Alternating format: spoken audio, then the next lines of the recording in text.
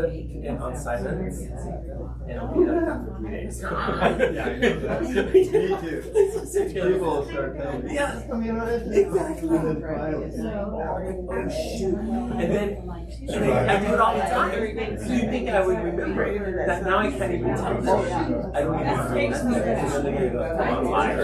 And I'm not gonna, like anybody would know to change it right early, you know. Every time I shut my silence, when I put silence on, it'll be on for 3 days because I forget to bring it. You just think yes. And they're wondering why I haven't responded.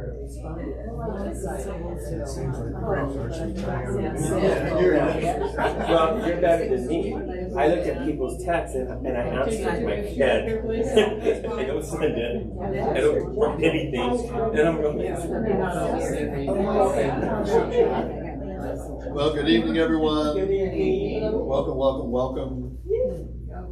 Welcome those who are part of this parish and those who are visitors. And particularly thank you to David Stewart, who came down from Sacramento. David, is, you might remember, will be the speaker for the second installment in this series a week from today. So particularly grateful for him to make that trek. And a reminder, I'm going to say a little bit more about these later, but we have a number of handouts that you can take with you. And then there's one handout that you are very welcome to purchase. These sell for $10 a piece. Both these monographs David wrote while he was the director of the San Joaquin County History Museum about the history of Native Americans in this region. And he'll be giving us sort of a flavor of some of that research next week. But if you want to dive in further, and I hope you do, these will be great places to start.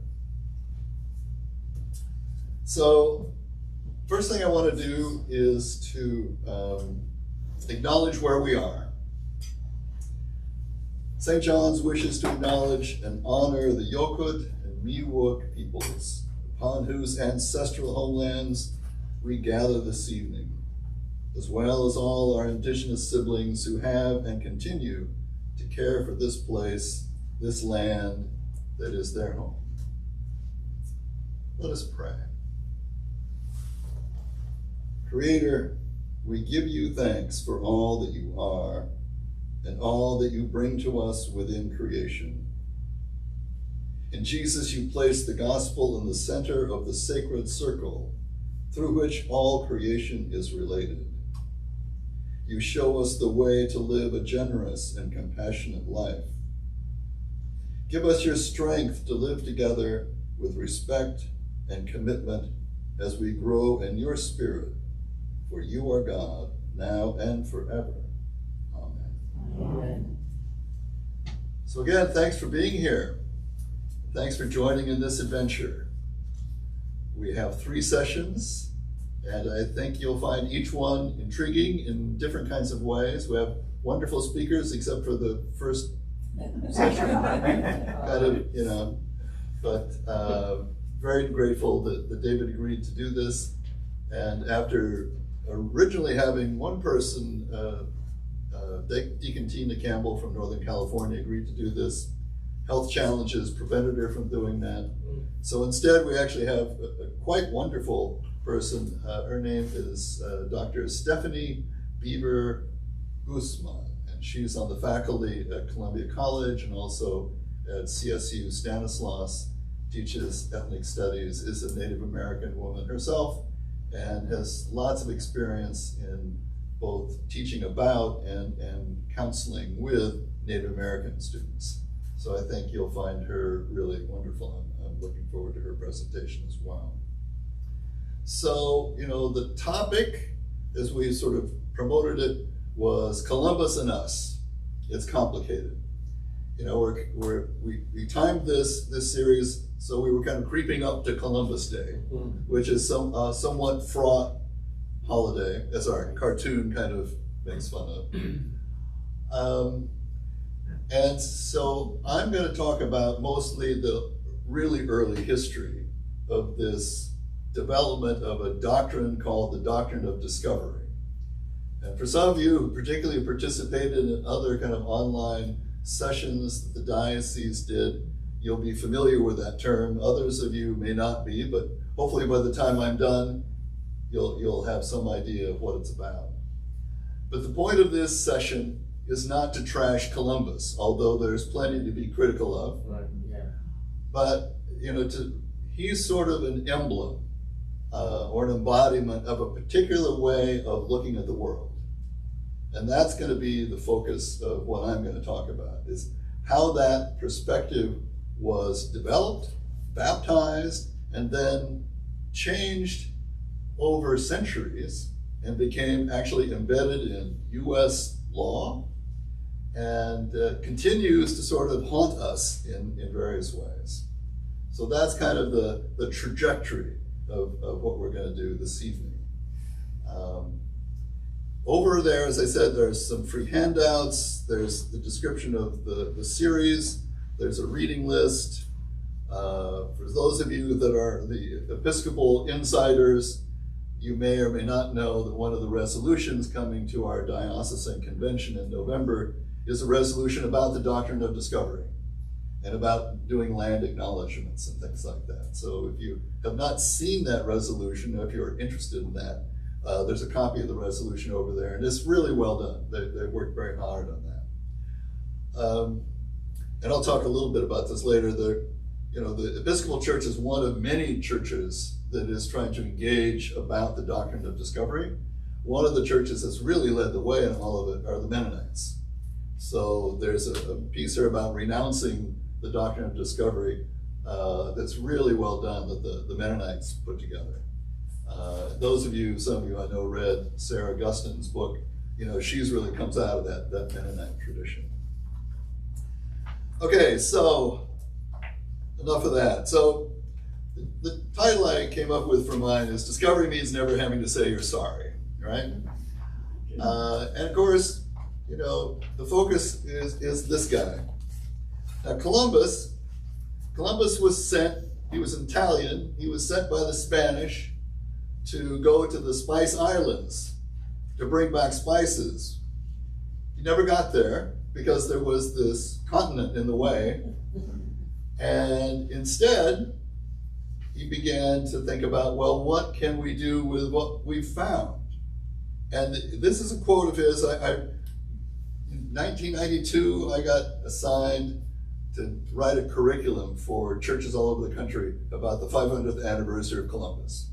So I spent some time diving into Columbus journals, all kinds of stuff about that period. And this is a quote from one of his journals. This is when they were first encountering native peoples in the Caribbean. They invite you to share anything they possess and show us much love. How easy it would be to convert these people and make them work for us. Right? Yeah. So just think about the first thing that comes into his mind. What can we get and how can we change them? Right? And that is the overriding theme of the doctrine of discovery. What can we get and how can we convert them? And convert them in many different senses. Right? And as you see, the consequences of that encounter for the Arawak as well as many other Caribbean native peoples was completely destructive. So Columbus didn't find very much. He was convinced that there was gold. And so particularly beginning with his second voyage, he began to essentially blackmail them and said, you have to find gold and bring it to us. And as you see, there was an ounce of gold every 3 months. If they didn't do it, then Columbus had them cut off a hand or a foot. Now this is from Columbus's journals. This is not like some radical talking about, woke history. This is what he said they did. Right? So when Columbus discovered they really didn't have much gold, they didn't have much spices, the next thing was to sell their labor. So he enslaved them and began shipping them to other parts of the Spanish Empire. The trouble was they didn't live very long. They were susceptible to so many diseases. Right? So very quickly, not only were the repression was wiping them out, the diseases were wiping them out, And so the Spanish then turned to another colonial enterprise in Africa and began importing African slaves to the Caribbean. And you know where that history went. So during the quincentennial of Columbus' voyage, Jim Wallace and Sojourners wrote this, and I think this is key. So the point is hardly to blame Columbus for every atrocity the West since his voyage. The real issue is the social paradigm and the economic order that he brought with him. So that's what I want to focus on, that paradigm. And the paradigm I'm going to talk about is the doctrine of discovery. And the doctrine was based on a series of papal bulls. Now the word bull has many different senses in our language, but it comes from the Latin bullus, that it was a lead kind of impression that was put on the document. And that's what made it a bull, right? So they were papal proclamations that carried the authority of the Pope, who was, of course, the successor of Peter, and within the light of the Roman Catholic Church, the sole source of both church and secular power in the world. That was a claim that was made about the Pope in the Middle Ages, and it was still understood at this point to be the case, which then empowered the Pope to make certain kinds of proclamations. And I'll talk a little bit about a couple of those proclamations.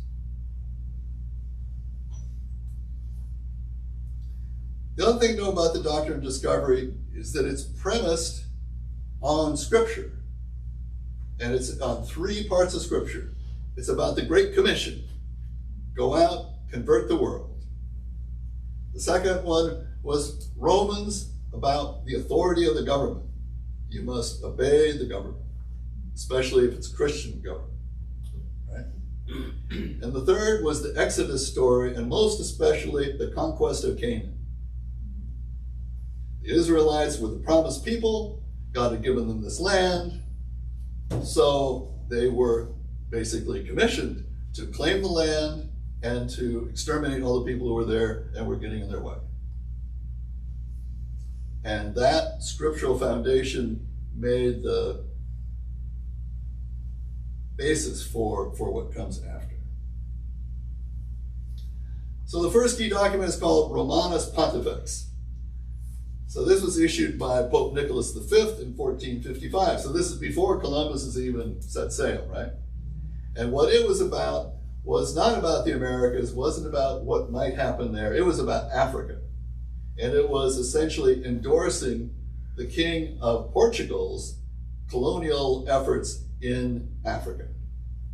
And the main thing that he was saying is, this is great, this is God's will, because what you're going out is you're killing the Saracens and the Muslims, and you're trying to convert the heathens, and if you don't convert them, then you're going to kill them, or you're going to enslave them. There were only a couple of choices here, right? And the other part of this papal statement was to essentially kind of draw a mark on the map so that all those other Christian princes who were interested in colonial expansion would stay away from West Africa, because that was going to be Portugal's territory. So there was a political bit of self-interest in this, right?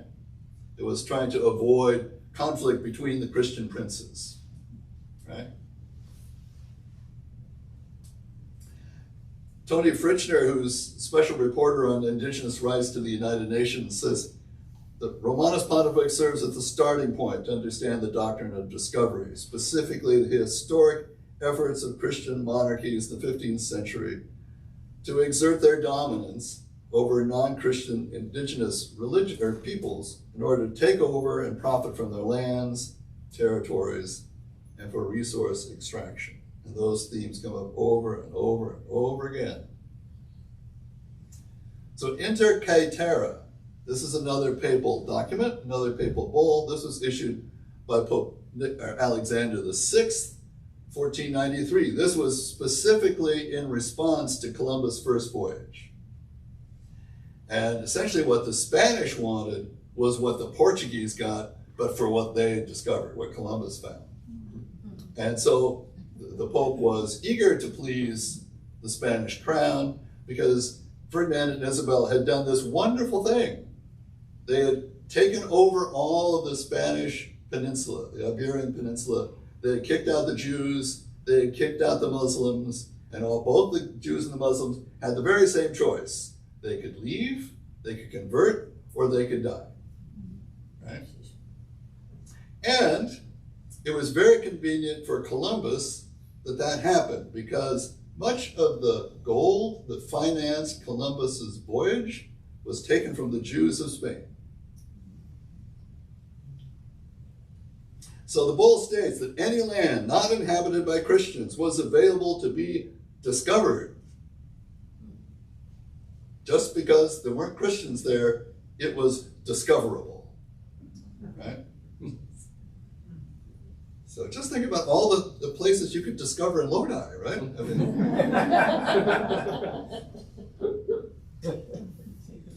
but it wasn't just the Spanish and the Portuguese. Henry VII, he wanted to get on the act, so he sent off John Cabot with very similar sorts of endorsements and the same sort of vision.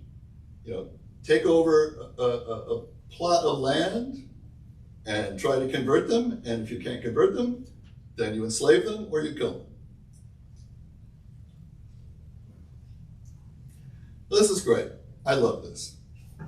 So now the Spanish had, and it was true of all of Europe, they had an idea of the just war. You know, they wanted to be on the side of right. So they were certain requirements to conduct a just war. And this was imposed by the Pope. It was called the Requirimiento. And it was essentially, I love this, it's like, it was a statement, it was all written out, they were supposed to read to the indigenous people when they landed, informing them that all of their land had been donated to Spain by the Pope. And that they were to convert, and if they did not convert, then they would go to war against them to enslave them or kill them. And the best part is that it was read to them in Latin. I am not making that up.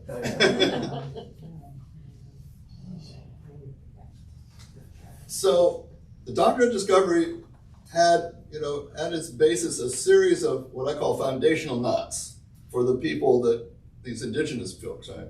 They were not Christians. They were not ruled by a Christian prince. They were not European. They were not white. They did not have the same kind of sense of private property. And often they were not literate. And so in the eyes of the Europeans, they were not fully human. Therefore, they really didn't deserve the same kind of human rights, respect that one would expect in Europe. The other thing, which comes a little bit later, but they did not use their land properly. Now, this was particularly offensive to the Northern Europeans, the English, the Dutch, because they didn't cultivate for the most part in the same way that they did. So they weren't using the land properly. Therefore, in all these cases, and this was a technical term, and the Pope endorsed this, those lands were considered terra nullius, empty, nobody there. They were uninhabited, right? So this is an aside. I have this friend, Maria Gustinil. Maria Gustinil is a Catholic sister, very well-known sociologist. This is now 30 more years ago. She was invited to do a retreat for the Catholic bishops of South Africa. So she flies to Johannesburg, they put her in this car, they take her out to this retreat center, it's a long way, bumpy road, dirt road, car breaks down. So Marie gets out and they're tinkering with the car, and being the good sociologist that she is, she's looking around, and up on the hillside, she sees this big crowd of people. And it's a meeting or whatever, she's not sure. So she asked the priest who's driving her, what are those people doing? And he looks 360-degree turn. He says, what people? Because the people on the hill were black. So they weren't really people. Right? Okay, so consequences of the doctrine of discovery. And this is, sort of long term. 3 things. It was about enslavement, right? And we've seen how that played out. Second was extraction. The most important thing that Columbus worried about, and he writes about it in his journals over and over and over and over again, is where am I going to get the money to take back so Ferdinand and Isabel will be happy with me and then let me go back and do this some more and make me a very rich man, right? And as you look at the history of particularly the Spanish colonial effort in Latin America, I mean, it was all about the gold, all about the silver, all about the resources. And the third consequence was extinction. And it wasn't as if Columbus or his successors went out intentionally to exterminate hundreds of thousands, millions of people. Diseases did that. But the military conquest and the killing that resulted from that was absolutely endorsed by the church. And it was perceived to be a just war in a just cause. Right? So history moves forward. We have the United States is formed. There's this sense that we are a chosen country. We're a city on a hill, right? We've been chosen by God. And part of the way that gets manifest is manifest destiny, right? We have this sense of expansiveness. We're going to go all the way to the Pacific. And this is what God's will has for us in mind. And the Monroe Doctrine, we now essentially are the power of the North and South America. This is so interesting. This is the most interesting part of this. So I'm not an expert in any of this. I just like this. I'm a history nerd. And part of the reason I came up with doing this is because the way I best learn is if I'm going to teach about it. So it's been great. So this is my favorite part. So this is a Supreme Court case. I'm not any lawyers in here, right? So if you were a first-year law student in virtually any law school in the United States, you would study this case. It's a really interesting case. And the question was, there was 2 guys. They had competing claims for a piece of land. And one of them said, well, I bought this land from the Indians. And the question was, is that sale valid? And the answer was no. Why? Because Native Americans could not own land. Because when the United States conquered England, they, in essence, inherited the doctrine of discovery. They were the sovereign power, right? So this particular case, the Native Americans only had what they call the right of occupancy, not the right of ownership. The US government had the right of ownership. So the United States government could decide how much land they were going to have. And as you know, that ugly history that Bury My Heart at Wounded Knee goes on at length about that process. So this built into US case law, the doctrine of discovery, right? And this is still cited in cases related to conflicts between the US government and Native American communities around the country. And this case has also been cited all over the world. So it's been cited in Australia, in Canada, New Zealand, all with that same idea. So the doctrine of discovery, which in some ways seems like this very obscure, kind of thing from the past that has no relationship to us, shows up in really interesting and surprising ways, and still has an impact on our lives, and most especially has an impact on indigenous people's lives, not just in the United States, but all over the world. So Next part of this.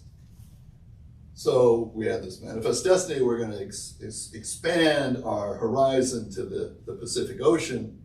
Then comes the Spanish-American War. Theodore Roosevelt was very eager to go into the Spanish-American War because he had a sense of the United States as it should be, an imperial power, right?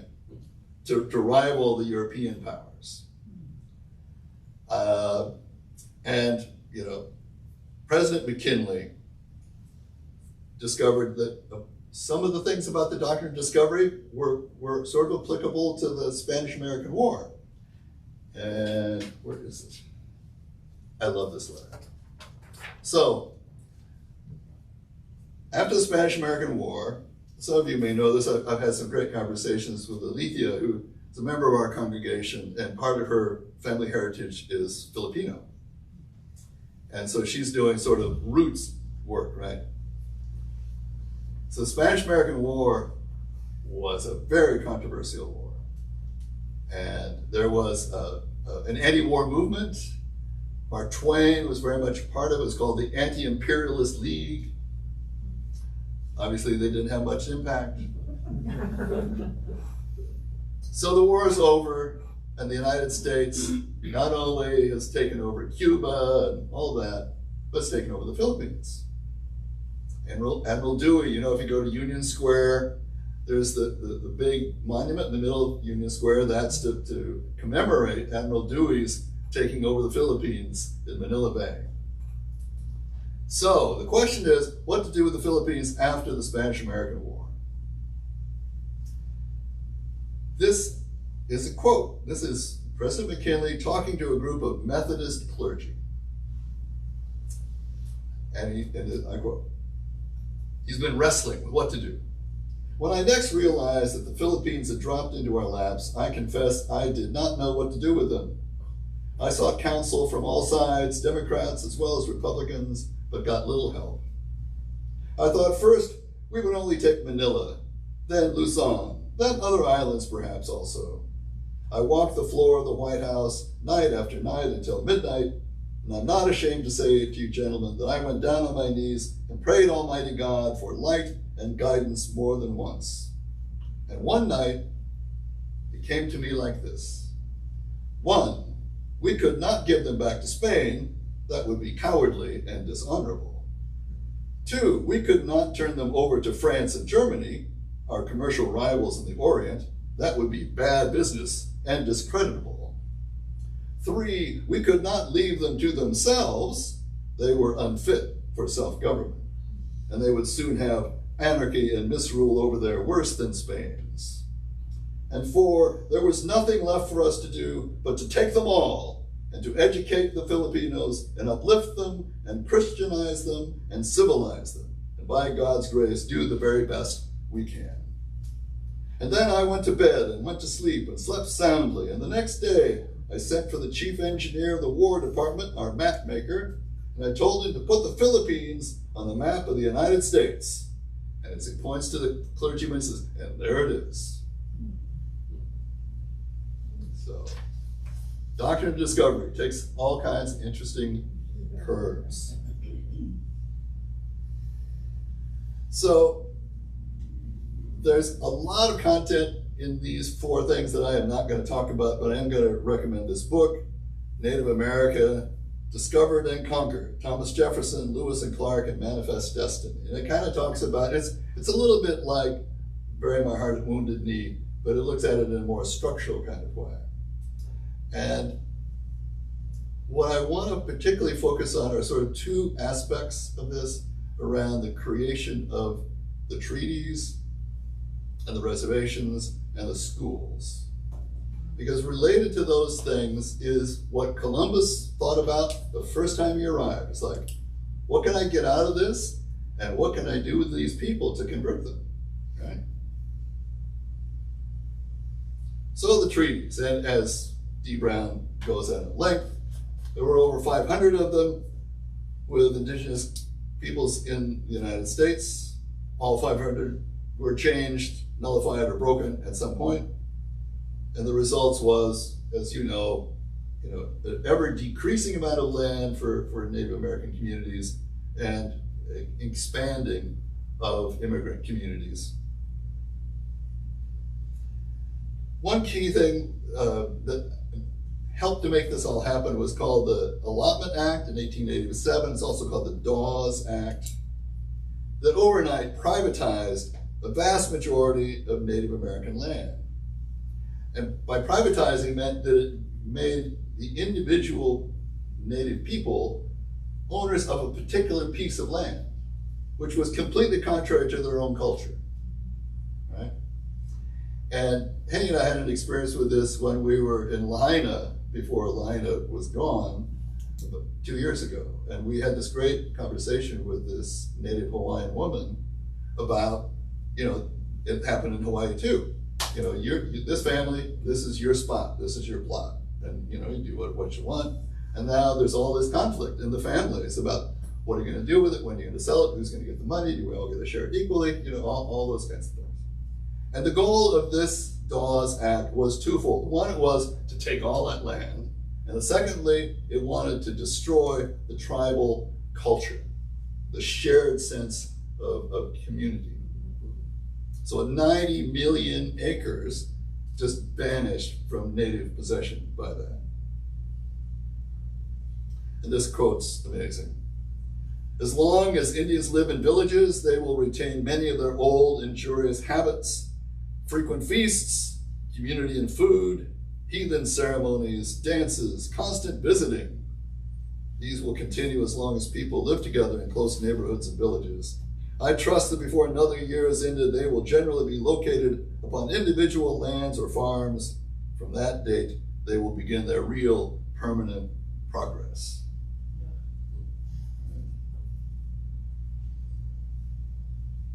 The destruction of a culture. The other part of it was the conversion. There's conversion of religion. There's also conversion of culture and identity. And the schools, the Native American boarding schools, was really the agent of that effort. It began in 1819, the Civilization Fund Act, such a great name. And this funded boarding schools mostly run by religious groups like the Episcopalians and the Presbyterians and the Catholics, what were Congregationalists. Children would be shipped at some distance to where they were, sometimes across country, and they were essentially, their identities were erased. Their hair was cut. They were punished if they spoke in their native language. They were given a different name. And in every way that they could imagine, they tried to undo who these children were, what the culture was that they came from. And if you just think about now in China with the Uyghurs, it's exactly the same approach. Right? So there were beatings and malnutrition. A lot of these kids died. And that's an enormous issue of the children who died in the boarding schools, and where the bodies are, and trying to retrieve those bodies and give them an appropriate burial given their native traditions. So one of the most famous was the Carlisle Indian School, Carlisle, Pennsylvania. Over 7,800 children attended that over its about 40-year history. As I said, they were renamed, they were stripped of their tribal clothing, their hair was cut, they were punished if they spoke their own languages. Parents who refused or tried to resist having their children taken were often punished. Sometimes they were imprisoned. And Richard Henry Pratt, the guy who founded Carlisle, it's the classic quote, "Kill the Indian in him and save the man."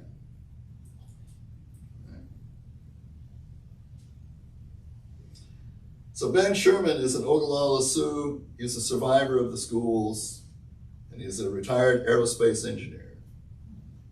The government was not done with war, so the next phase was war against children. Don't try to tell me this wasn't genocide. They went after our language, our culture, our family ties, our land. They succeeded at almost every level. So There were hundreds of these schools scattered all across the country. You can see little dots represent there. The scars of that trauma are intergenerational. And there's an abiding sense of many Native American communities of disconnection from themselves, from their family, from their history. Who are they? Where do they fit in? And of course, the long-going struggle to find the bodies of the children who died there. This is a memorial in Albuquerque at the Native American school there for the many children who passed away in that place. Deb Haaland is a Laguna Pueblo woman and, as it happens, now U.S. Secretary of the Interior. She writes, "Federal Indian boarding school policies have impacted every indigenous person I know. Some are survivors, some are descendants, but we all carry this painful legacy in our hearts and the trauma that these policies and these places have inflicted." The conquest isn't over. This is an ad that appeared in a newspaper in Bolivia. Painful truth is that the Doctrine of Discovery is not gone. It's not just a historical artifact. It's something still happening. And the legal basis that we talked about still is applied. In Suriname, you can see the same thing happening, the same way of using missionaries to convert and then move people, all for the sake of resource extraction. And in the United States, over and over again, we see this happening. You know, Arizona, there's a land swap trying to take away land from the Apache Indians that was sacred to them in order that there could be a copper mine for an Australian copper mining company. Similar with fracking and things like that. You know, I spent 3 months in the Philippines. The southern island of Mindanao, lots of indigenous peoples there, going through exactly the same kind of displacement in order that mining interests from other parts of Asia and from Australia could be allowed to operate. So the religious community is sort of very slowly, it only took 500 years to consider that perhaps this is not a doctrine they should have endorsed. In March of this year, the Pope publicly renounced the Doctrine of Discovery. Who says change can't happen in the church? And other Christian communities have done that as well. The World Council of Churches, the United Church of Christ, the Episcopal Church, the Anglican Union, the United Methodist Church, Quakers, Mennonites, and others. So this was photos that we took at the powwow at UOP just a few weeks ago. It was great. And I think one of the things most impressive to me as I have dug around in this history is how incredibly resilient these communities are. They've survived this. And some of them are really thriving. And we'll hear more about that, particularly when Stephanie is here in 2 weeks. So it's not an easy history, but it's an important history. As Episcopalians, you know, we were one of those boarding schools. We were involved in all that. And the presiding bishop has spoken about all that. And there's a sheet over there about the Episcopal Church and the Doctrine of Discovery that I'd really encourage you to look at, as well as the statement that is going to come to our diocesan convention. So I'd like to break for a bit, and then we're going to look at a film. But before I stop, are there any questions or comments? I have a lot to say, but not right now. That's okay. That's okay. And it's great because so many of those themes we can see at a very local, Right. certainly at state level, but even at a local level here. So we'll see that next week. Yeah, exactly. You know, when I hear you and watch all this, I wonder about my culture, because my grandma was Native, or Of course. part Native. Yeah. You can see it on her face, and we never, Right. none of my family talks about it. Right. Yes. And I just wonder, like, why that is. But my grandpa was Spanish, Espanol, blue eyes, fair skin, Right. black hair. So, my grandma was Spanish as well. Sure. Sanchez was her name. But Yep. when you look at her, you can see Indian. I mean, Right. that sounds weird to say, but Yeah, you can no, see that's it. right, of course. And I just wonder why my family has never talked about it, embraced it, or figured Well, out, I think there's an incredible sense of shame. It's like, That's what I wonder. who am I? Where do I fit in?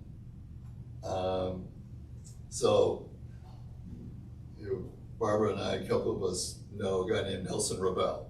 So Nelson's from Puerto Rico. So he's black, he's Spanish, he's Native American. In his person, he embodies this whole history, right? And how you live that out is not easy. And in the video, when we get to that, the video was created by the Episcopal Church, and it's interviewing several Native American clergy people about this history and about the role of the Episcopal Church. And it was done at a time when COVID, everybody was shut down, so they were doing the little Zoom thing. But that's part of what they talk about, is that sense of, how do we keep our traditions, our sense of family, our cohesiveness as a community together. That's a really important question. Yeah. I have a similar family background, but we also, on the Camino, the diocese did a walkabout in our diocese lands. And we met a young man outside of Owens Lake. Oh, yeah, yeah. And he had this similar, so it's beautiful that some of these peoples have survived, have been resilient and rediscovered or rejuvenated their culture. Right. But this process was very successful in eliminating that from a lot of peoples. And this young man that we met, he thought he was Latino all the time. And then little by little he discovered, no, I'm not. Right. And, and I know even in my family history, even what I would consider my Anglo side of the family, it is known, but it's a family secret because there were repercussions. There was, it wasn't safe and it wasn't expeditious. It wasn't financially or physically. There wasn't anything good about admitting that. No. In that and time. high costs. And so, they kept hiding it and pushing it aside. Right. And so in that way, it has been very successful in eliminating those cultures. That's right. Yeah, there's a real survival, that's a survival mechanism basically to hide that. And it's very, I just met a guy that was from Bakersfield, but he thought he was Latino and found out as an adult that his father was a Lone from the Bay Area. And he's a docent at the State Indian Museum now. Awesome. And he's really embraced that, but that's very common because they, as a survival mechanism, they became Hispanic. They had Hispanic names and just blended in with the. Yeah. I think especially here in the West, it was Like easier to assimilate. My sister-in-law's family, they embrace it, and they grew up in San Jose. My dad grew up my mom's from Tulare, but my dad's family was from New Mexico. That was my grandma when she was from the one that I said very. My grandpa on my mom's side is from Mexico, so he was whatever Indians were over there, Mayans or whatever. I don't even know that. You know what I mean? It's like, I got a lot to learn. There's always more to learn. Do you know what I mean? It's like I have all these people. But for whatever reason, it's like my grandpa was Spanish, right? So, that was his thing, Espanol, you know what I mean? So I grew up with this whole thing. And my grandfather on my mom's side was like, I had a great grandmother who was Russian. I was all intrigued by that. But I've never thought about my Native American. I mean, I think about it because I know that it's there. Yeah. I just don't know who do I go to? They're all gone. Yeah. You know, and like, so I'll have to do one of those genealogy things. There you go. Yeah. I don't know. But, you know, it's interesting. Because I look at all the dress and everything, and I wonder, my people? That look like. Okay, and you really want the outfit. Yeah, I know. Yeah. But no, but you know what I mean? I look at it and I kind of think like, I felt a little bit connected. Yeah. Sure, of I course. look at it and I go, wow, it just kind of takes my breath away. And I think like, I Right. wonder if I had family and people who Yeah. did all that and rest of Absolutely. that. Anyways, so, thank you for this whole course here. Any other comments, questions? I was just Well, thinking. Tom, I just had something to add Yes. to what was said here. Yeah. I'm sitting here so I could watch the door for a while. But I was wondering where you were I at. know. Did she just leave us? She's not sure she really wants to be a part of it. Yeah. I was reading a book by an Indigenous Australian, and he was writing about how today people of his culture, in order to be successful, have to follow certain things within the sort of the colonial culture to be financially successful, to have security, and those are inconsistent with what they would follow if they were following their indigenous way of doing things. Mhm. And so they're struggling with how to retain culture or even nurture it in the environment where they have to work against it in order to thrive. Mhm. So Absolutely. we gotta change our culture. So like when they came to, I know this is so bad, I should probably know this, but you know, I didn't concentrate in school. I was too busy dreaming. No, I'm just kidding. Okay, so like because I've noticed like Australia had indigenous people, yeah. And you know, I mean, Canada, and New this was Zealand. all the same kind of campaign. Yes. Oh, I see it. Well, I mean, It worked. to follow up on that, Nazi Germany, they sent guys to this country to look at how we did Indian That's- reservations. Wow. Yes. Wow. How gross. The apartheid government in South Africa, they sent people to the United States to study how we did the reservations for, creating the Bantustans. Right? So it was a model that was established here that's been emulated many other places and not happily. But you know, but it wasn't just people of color either, right? Because like in Ireland, where my husband's from, Right. well, you know, he grew up, all my Yes, family, yes, all sure. his family's over there. Yep. They did that to them. But like, at least with the Irish, you know, like all my nieces and nephews, they're all in their 30s, 20s and 30s, and they know how to speak Gaelic.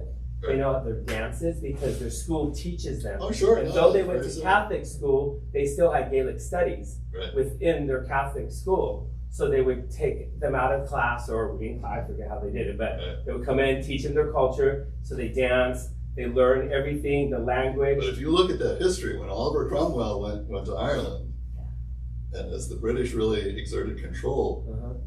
they tried to exterminate their culture, They did. exterminate their language, exterminate their music.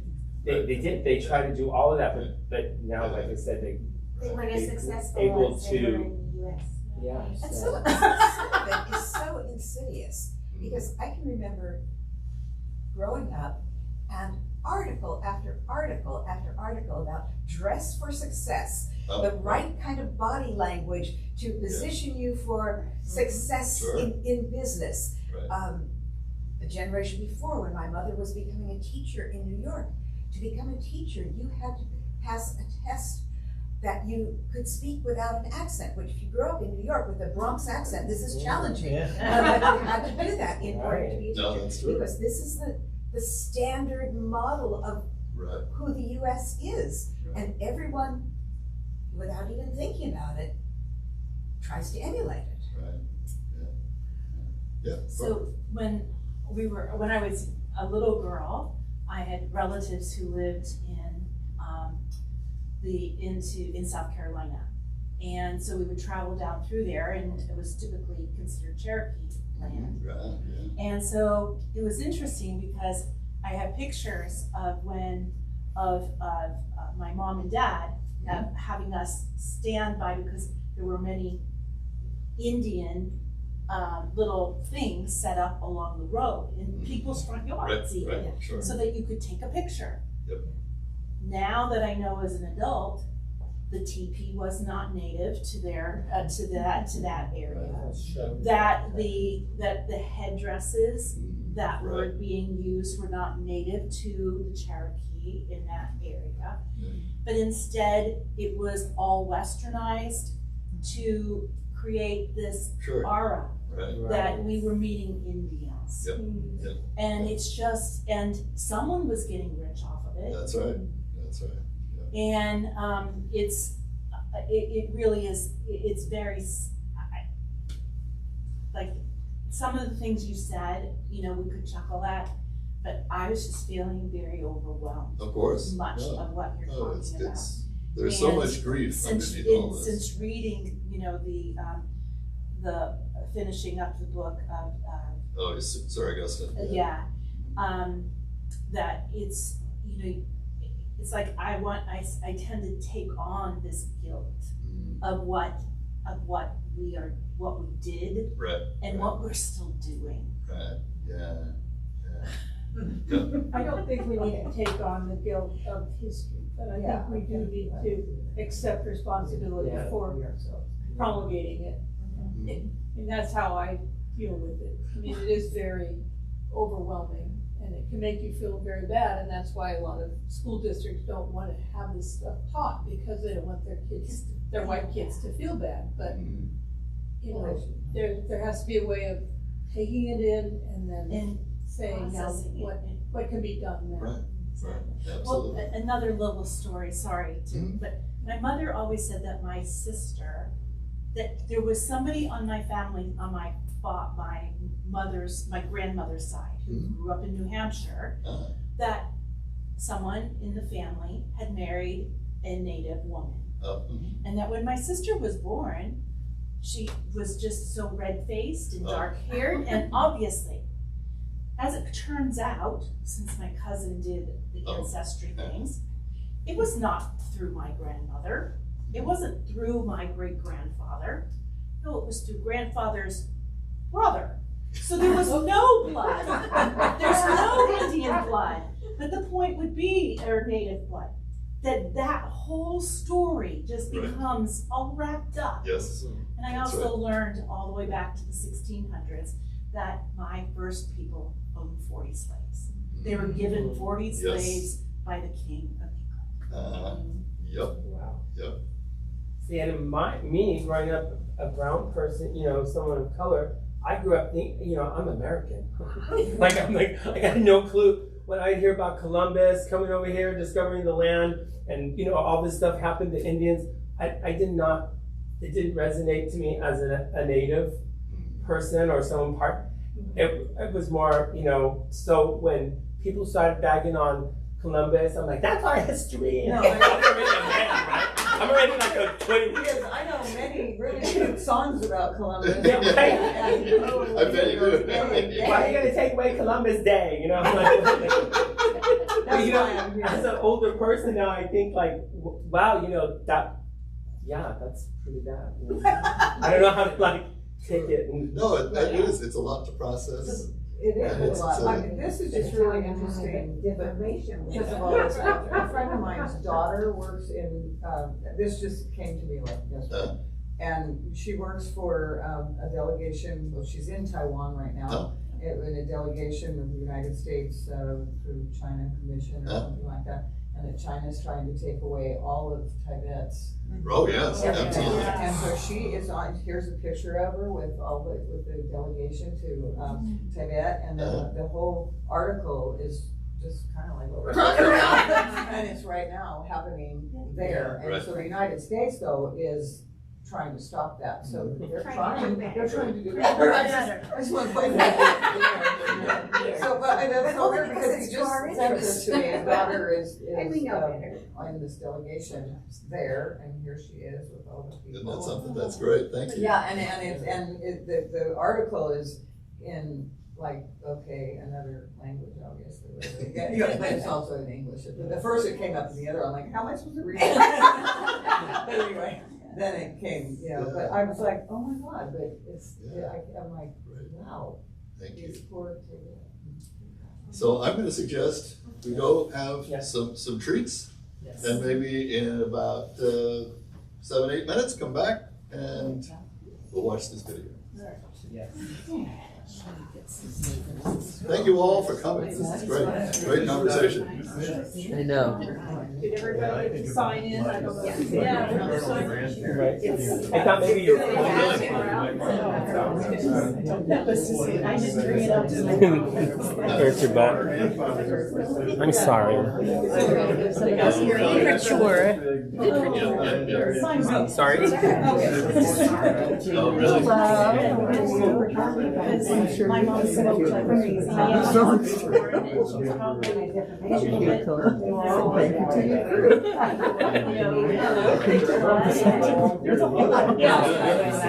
lot of journals are loaded.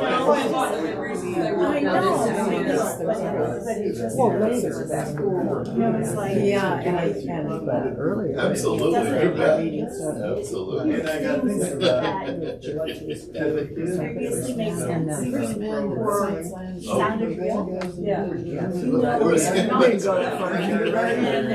How are you? Yep. Fine. Make your way to the table here. Yeah. But I I do remember when it came, he wasn't. That's right. Part of it. but I always Right. So not so much about my dad. We always have to explain that. I think the application, That's really most interesting. parents probably Yeah. I hope, you know, depending on how the English was. Decade was, it could have been any of those countries, you know, I'm sorry, I can't say what our ancestors used to do. Yeah. It was, he's under that. I guess, It was worse It It was just. And I also think it was happened because I knew that he was first American. I probably could have brought that up. So first child born here, then I was No, he's telling me this was different.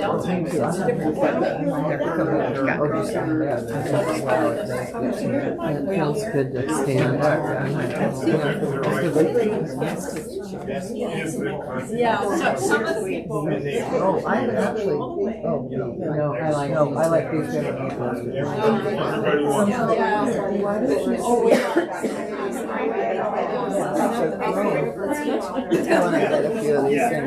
I'm sorry. Go right ahead. I'm just gonna grab a couple things.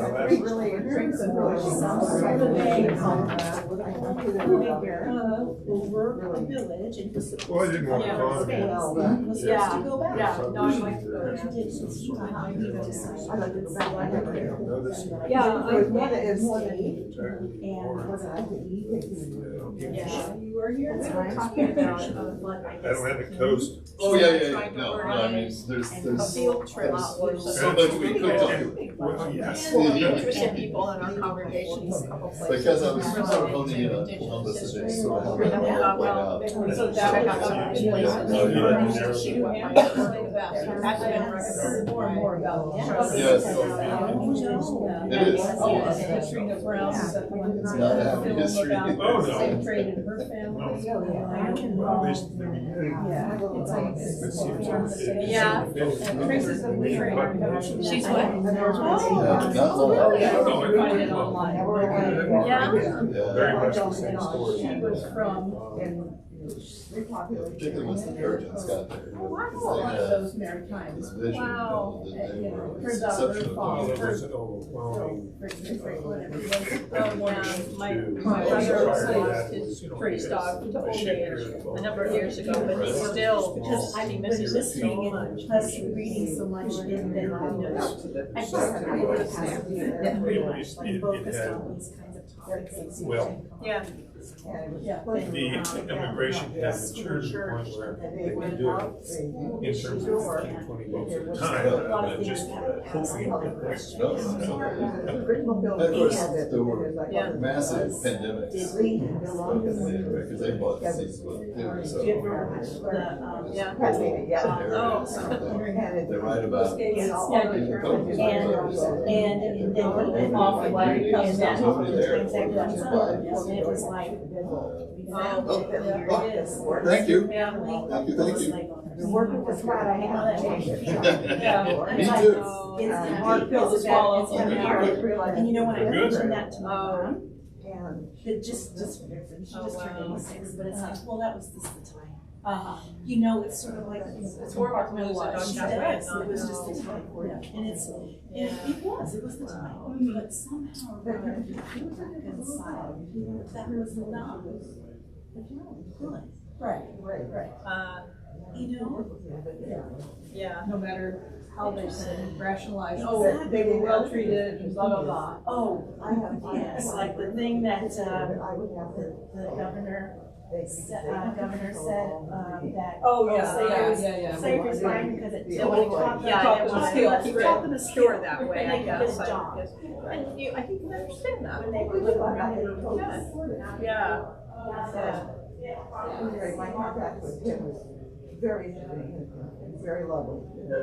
When I did email this man, and he said, "Oh, I'm so sorry this happened to you."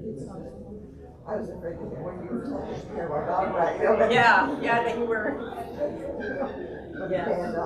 Yeah. Well, I'm sure. He was very understanding about it. He was going to put it on their forum so that people would know it's not her. Yeah, and also to be careful in their own homes, you know. But I didn't realize. Yeah, those are some kind of support scraps. Well, when we were moving, you guys said, "Oh, we like it," and then I kept forgetting to give them to you all. Those are, Focus our efforts. Yeah. you can use them. Yeah. I don't know what we were using for, but My personal feeling is that she loves you nothing but freedom. Yeah. She doesn't Yeah. She was a beautiful thing. Yeah. It wouldn't work for the camper. Yeah. Yeah. She just wanted to get out and run. Yeah. Yes. You can't use her game. Yeah. And she was good at it. Yeah. And two boys that lived around the corner from her tried to catch her. They were too hard and couldn't. Yeah. So I see somebody got her cornered and caught her and got her. That's not feeling.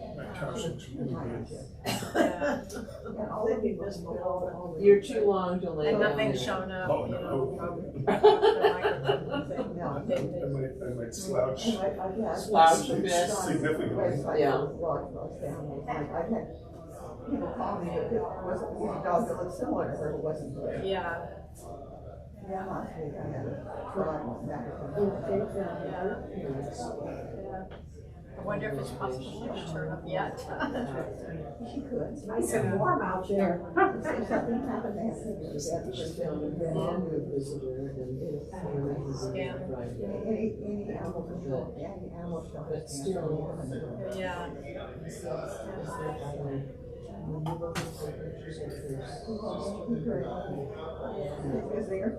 And hope she's okay, so wherever she is. My daughter so I go by your way. I'm going by tomorrow morning. Yeah, oh, lucky you. Yeah. Nobody likes to drive by with, I mean, it's safe, a lot safer than it used to be. She got more than finished. I'm talking about teaching. She was working in Florida.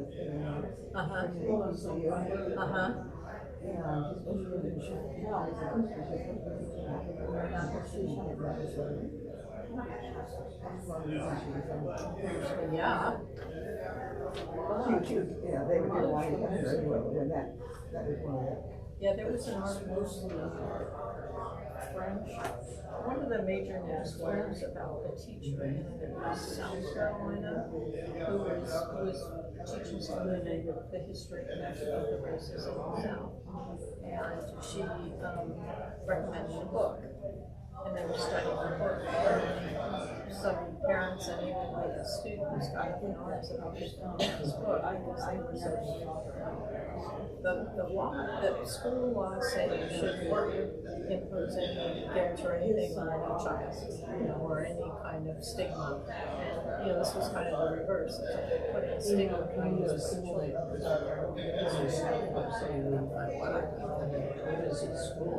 So she wasn't fired, but she wasn't. She's wrestling with it because there are people antagonistic at the school.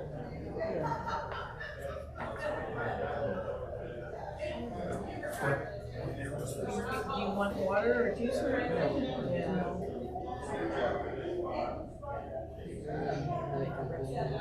One quick.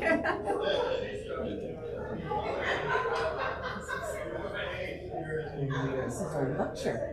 Yeah. Great influence. Some information for it. Well, what's always disturbing is when you realize how it's still happening in very subtle, insidious ways, Yes. We still have a mindset of, probably too strong of a word, but that, white people really have it together. Yeah. And that the right way to do things is the way that we all know and grew up with. It's just not necessarily the only right way to do it. What you think? I was talking what we did to the environment while we were there. Absolutely. We did not just people do anything about what we're taking break. Nope. just one. It's a break. That monumental landing between Columbus and the Taínos and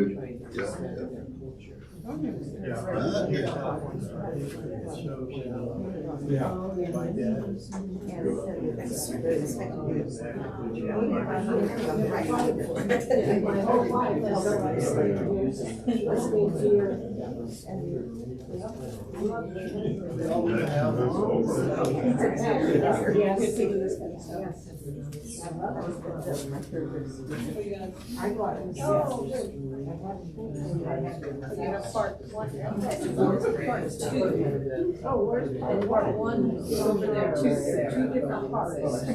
Well, I need my money back because I'll get part one and part two. Oh, all right. I'll get Well, my money. okay. I'm happy to receive more money. Because I don't think I have. So many ways, and they, God will love.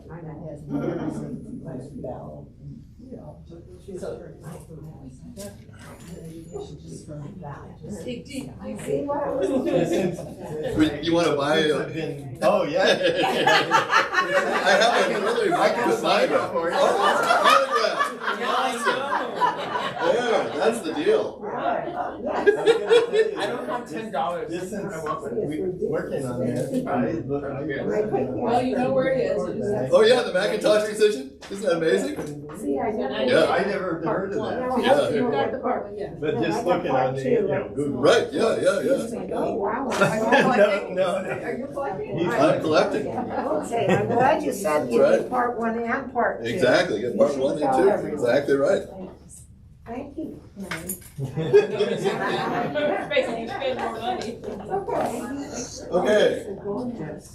So, chapter 2 is this documentary. It takes about 28 minutes. And it's a series of interviews. And as you'll see, they're kind of thematically organized. All these people are Native American. All of them are clergy in the Episcopal Church. And as you will see, kind of to your point, David, they're in various ways kind of struggling. It's like, how can I be a Christian and a Native American, an American? How do I make sense of my life, make sense of my losses, which are significant, as you'll see, and how do we move forward from here? All right?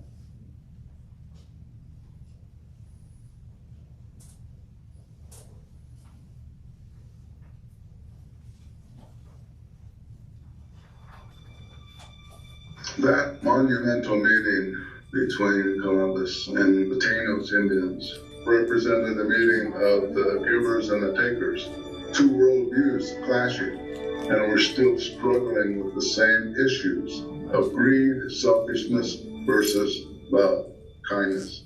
And our worldview has always been looked down upon because we're considered weak. Indian people have been confused ever since then. We don't know how we fit in the world, and we still don't fit in. So we're still struggling with our identity in this world right now. To this day, we're confused about who we are. Wherever there are indigenous peoples, there is the experience of culture loss, of identity loss, of challenges constantly to even being federally recognized in this country.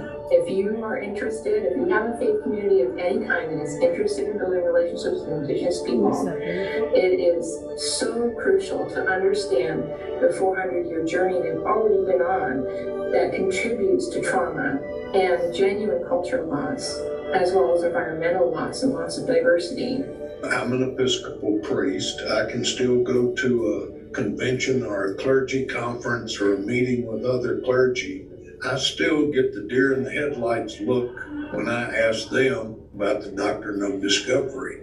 It's still something very far removed from the focus. And it's really sad that we have come to a place where we are actually making recognition of the doctrine of discovery, but we're not opening ourselves up to an interpretation that people who live closer to the land can bring to the way that we worship the God of all.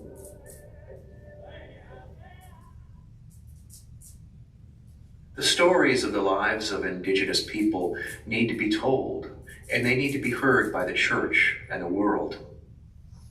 During the pandemic, we had the opportunity to interview several indigenous Episcopalians, clergy and lay, about their lives and about how they continue to be impacted by the doctrine of discovery.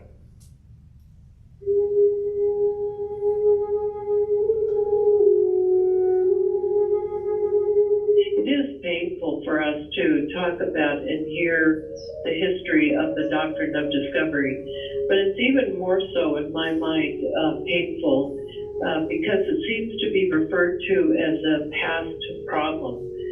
And I venture to say that even though for us the Episcopal Church repudiated the doctrine of discovery, I think it was seen as a one and done issue.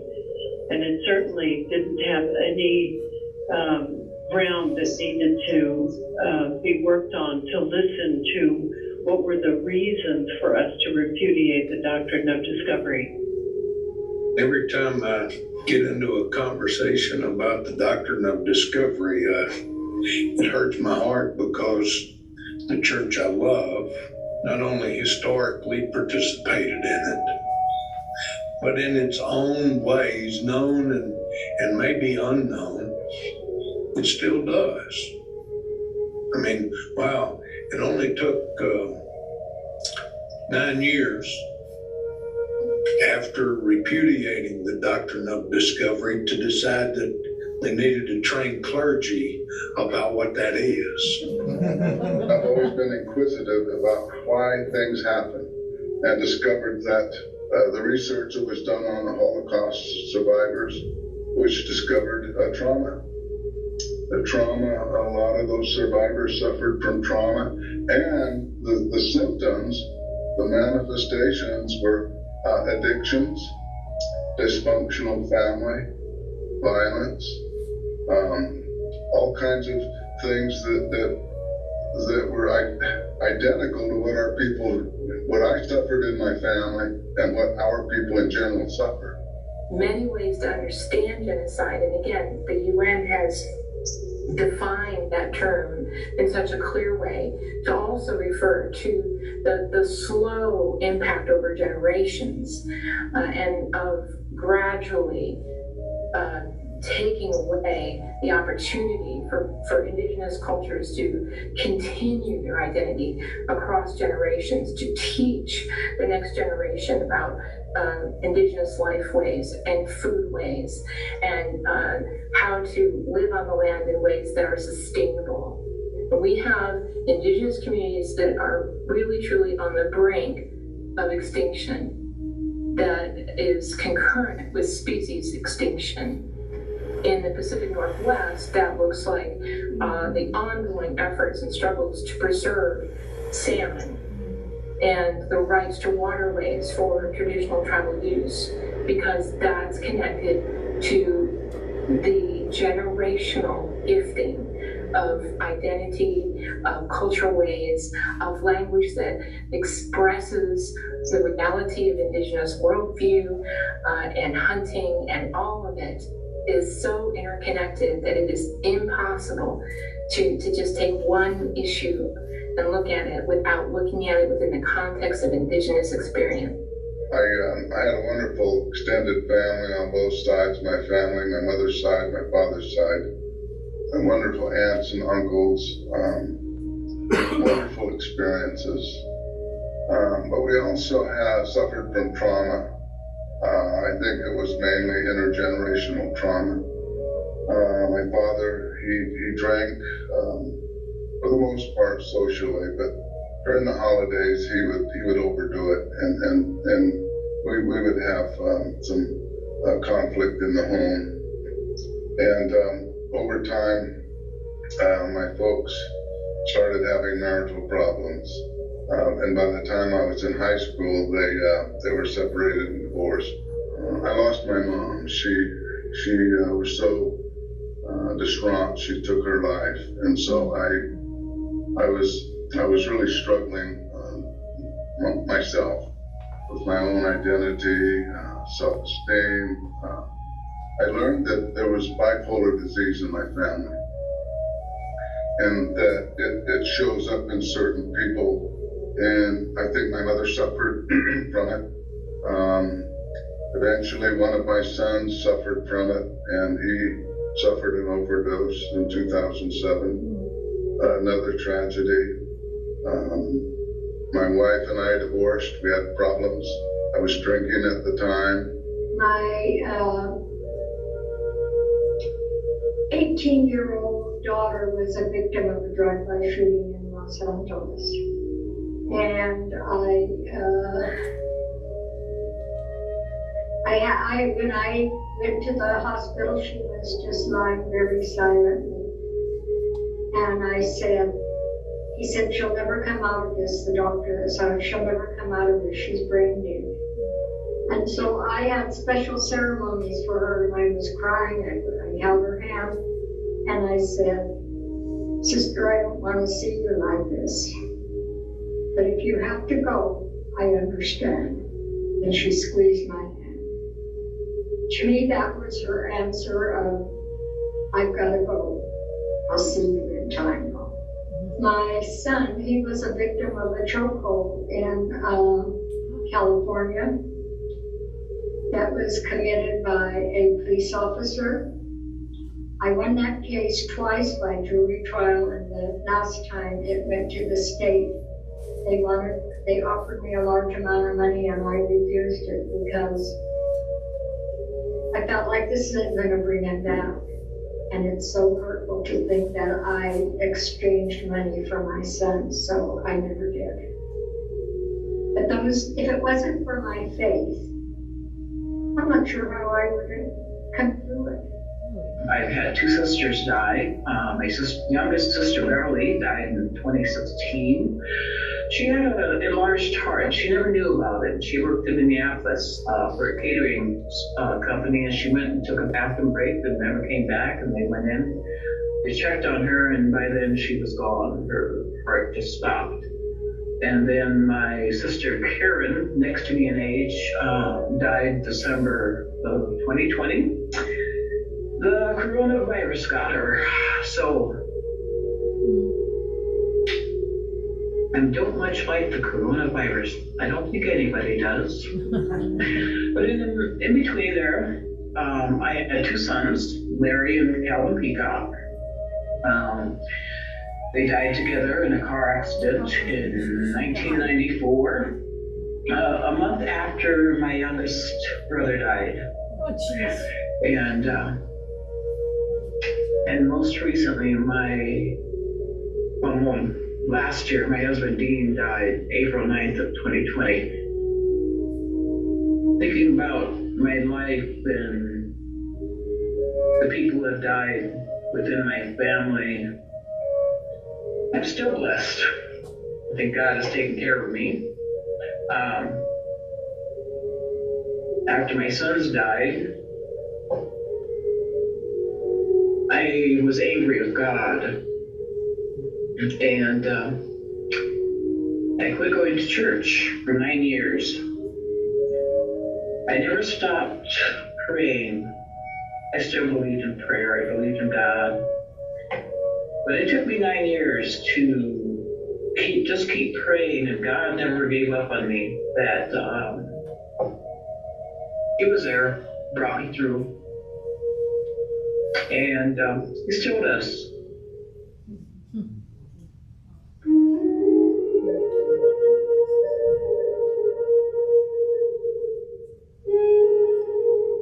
I grew up in a small village in Alaska.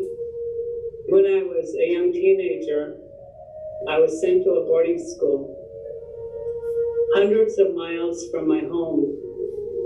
I remember it took 4 different airplanes for me to get from my home to this small island far, far away. And what I remember most is that loneliness, missing my parents. My only contact with them was by writing letters. And then not being able to speak my native language, not being able to enjoy my traditional cultural activities such as my singing and dancing. The Episcopal Church is going and asking for survivors to tell their stories from boarding school. As you do that, remember that that individual is going to tell you a story that happened 70 years ago. It might have been traumatic for them. And if it was, then you're asking them to repeat something that they've had buried for a very long time. Some of the kids went to Wrangell Institute in 1954, I think. They took a lot of kids out of the school. I was 15 years old. And they put them on the plane, took them to Wrangell. And they said I was too old for Wrangell. So, and so I just stayed home and cried. And word was over for me. And when the kids went away, they put a tag on their clothing and with their name on there. Then when they got to Wrangell, they had numbers. Never ever called by their name anymore after. It's a number 57, get the mail. If you ask someone who went to boarding school and ask them what was their number, they will tell you what it was. They said in the evening you could hear the children crying, you know. And some of the older ones tried to be a big sister or big brother to them. And that helped a little, but not much. My father didn't say much about his experiences in the boarding school in Pine Ridge, especially the difficult ones. Like many of our elders, he would accentuate the positive, and he would say that all in all, it was a good experience. But I remember him telling me about how after he was taken to the school to live as a young child, every night after supper he would go down to the front gate and he'd wait. Every evening, he said, I would wait for someone to come and take me home. He said he did that for about a year, and then he realized whoever he was waiting for wasn't coming. I grew up as a Native woman with the words boarding school, assimilation, genocide, hearing about kill the Indian, save the man. I was just healing from that. And then to hear now all this that's going on about all the grave sites, I don't know what to think. I'm angry again, all over.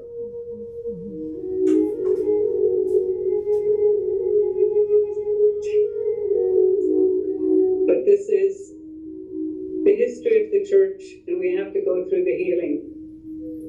Boarding schools, the very reason for their existence is genocide. Kill the Indian, save the man. That we heard from the original director of the Carlisle boarding school. When a people experiences such deep cultural trauma, and that layered upon a certain intersectionality of trauma that comes from other sources as well, we tend to give it to our children and our grandchildren, and it goes on and on and on. This historical trauma. The boarding school experience is a significant part of it. So when we talk about boarding school truth, healing, and justice, at the Coalition, we use those words rather than truth and reconciliation. Canada had a truth and reconciliation commission to be exact, and we see there are still issues with relationship between those Indigenous peoples and the colonial government that has been imposed on them for centuries. What we have been hearing from survivors and descendants when they reach out to us at the Coalition or when we go in to visit in their communities is a lot of deep spiritual pain and, in fact, a lot of anger that is being expressed towards the church. The Western Church brought Christianity, and sometimes it was a tool for oppression, and even if it wasn't, they didn't think of our own, how we would adopt it into our own culture and what that would look like, and instead they sort of pushed on this white Jesus for all of us, and they didn't think about giving us a Jesus that looked like us, or if we expressed that, they didn't like that, right?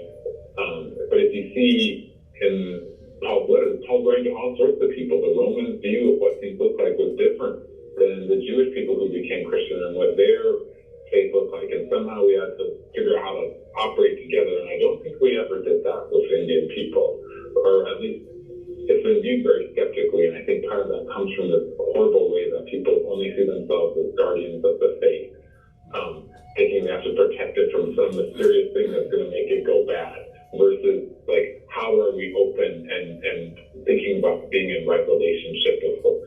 When I got to seminary in 1995, there was an event. Maybe it was a bishop's gathering or something out west, and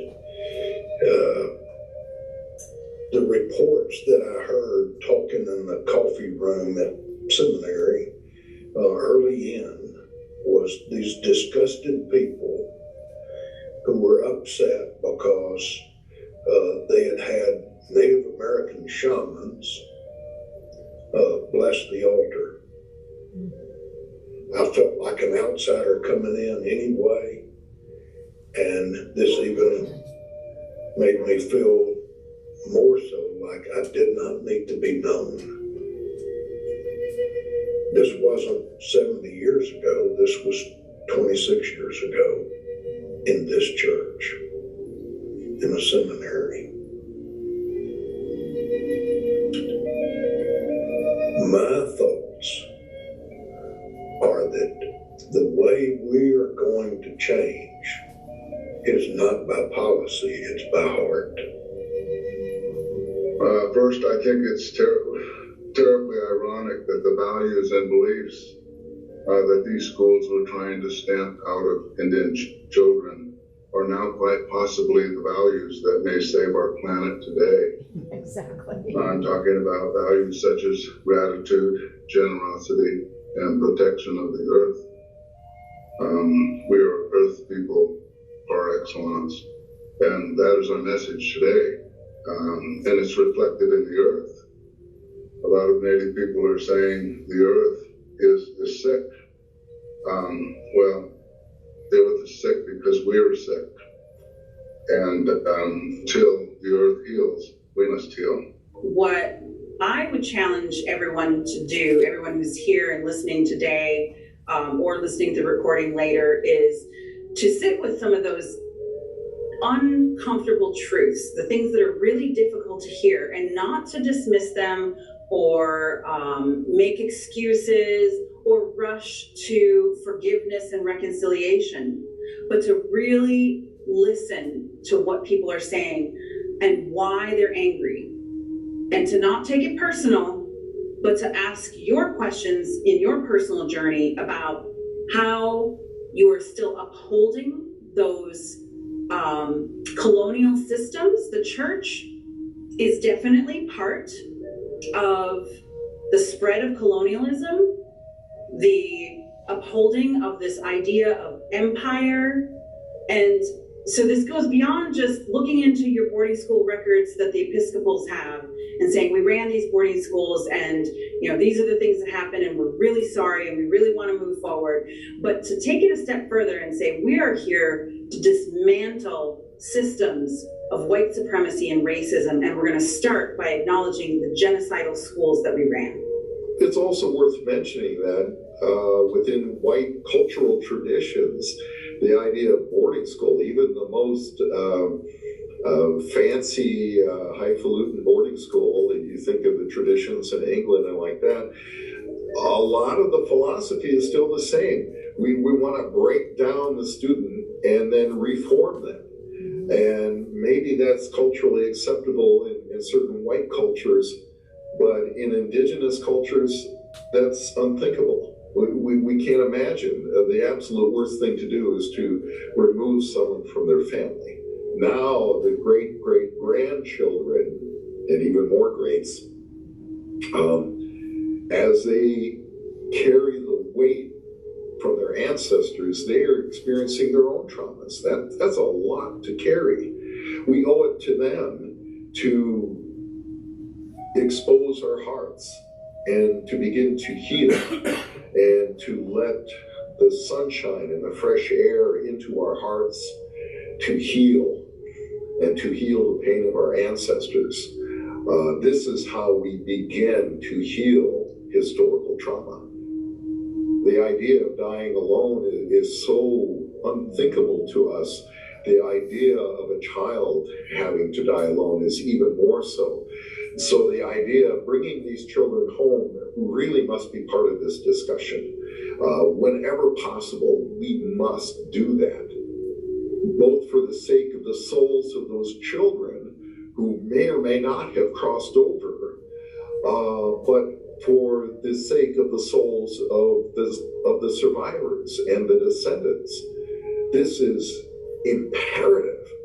So regardless of what discussions on reparations will come, and they will come and they must come, this has to be a part of it.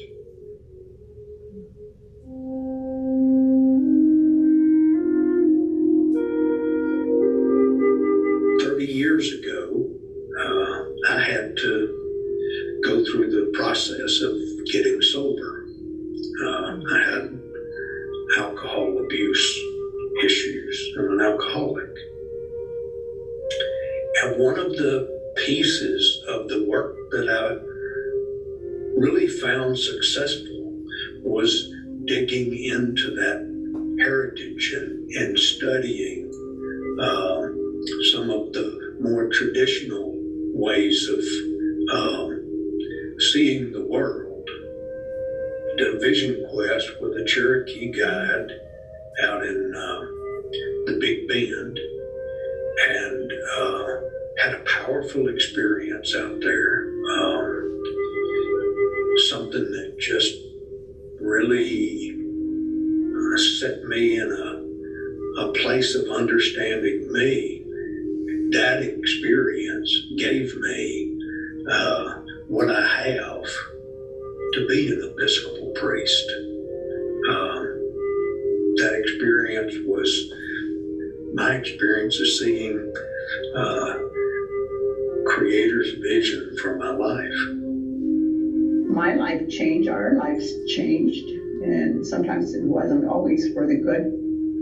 And so I realized that in 1973 that I must change my life. And thank God for the elders who had their spirituality with them.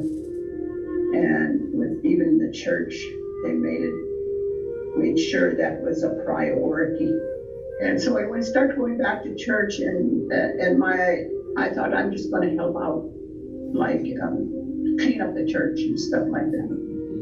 Well, through working for the church, I became stronger in my own beliefs and spirituality. My spirits got stronger. I went to a church one day. They had a revival in Minto, and something happened. It just turned my life around. And we had it in the Episcopal Church. And Luke was away, I think it was downriver somewhere, came back, and I asked him if he heard what happened to me.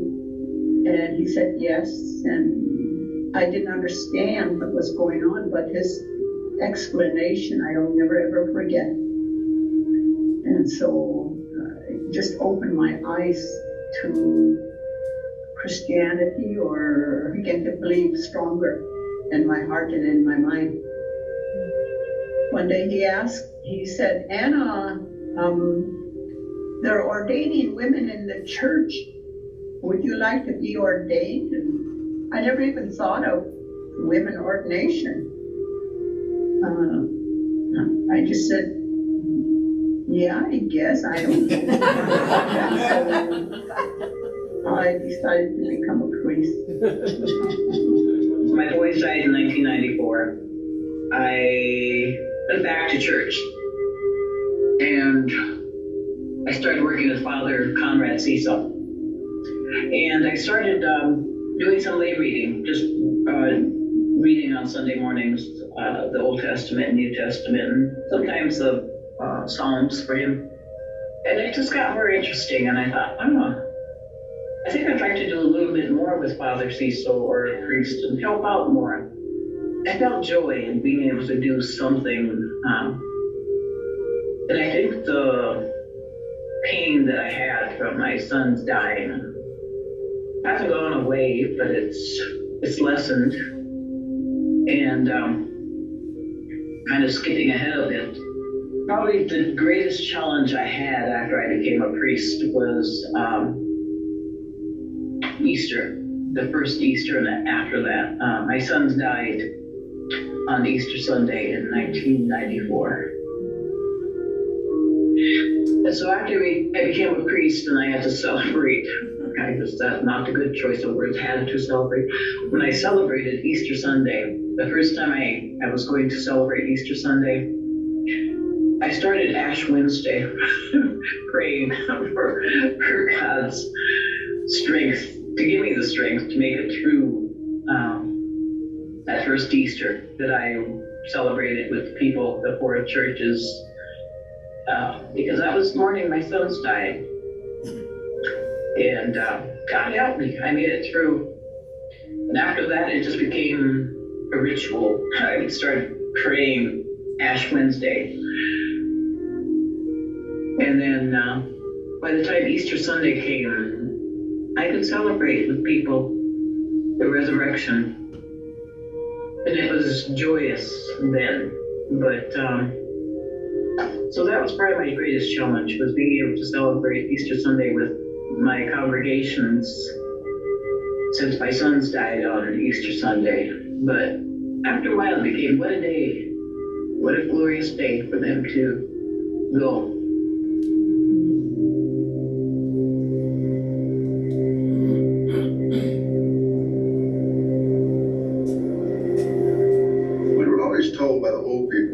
that this is a spiritual world, first and foremost. And it just happens to be operating in a physical world. But it does not always come forth. You can't see the happenings of the spirit world. But it is happening. It is part of this world. It's an integral part of this world. You have to stay open to understand and see that, make that connection. And when you do, oh boy, God the Father, Jesus Christ becomes real in so many ways, and prayers become powerful. What makes a prayer powerful is the faith behind it. And the old people knew that. The thing that brings me the most joy is when I'm standing out in the middle of creation, recognizing that there is so much more going on than my head can even hold. There is so much relationship, and all of a sudden, the problems I have, the struggles I have, that sort of thing, don't feel so insurmountable. We had a Sundance chief, Jensen Jack. He taught me so much. He used to say, you go to church Sunday, you pray. Me, I pray all day. Mm-hmm. Yeah. He said, I say thank you, 12, in our language, 12, all day. 12, fresh air, beautiful day, 12, food, water, He used to talk to me that way. The book of Genesis tells us everything we need to be and exist in this life, Creator made before Creator made us. Everything was already in place to help us.